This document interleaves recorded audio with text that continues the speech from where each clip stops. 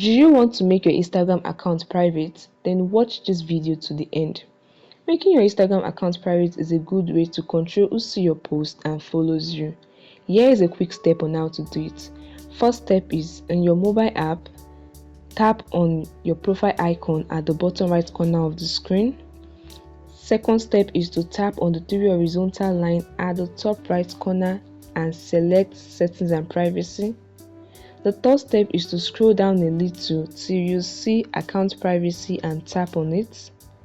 And the fourth step is in the Account Privacy, toggle the switch next to Private Account to turn it on. And the final step is to tap on Switch to Private Account to confirm the action. And this way you have switched your Instagram account to a private account. Take note that switching to a private account won't remove your existing followers. Only new followers will be need to approved.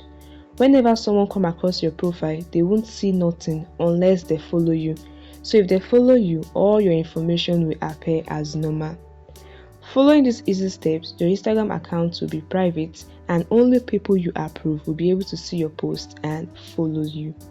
Please don't forget to hit the like button, share and subscribe to get more useful content like this.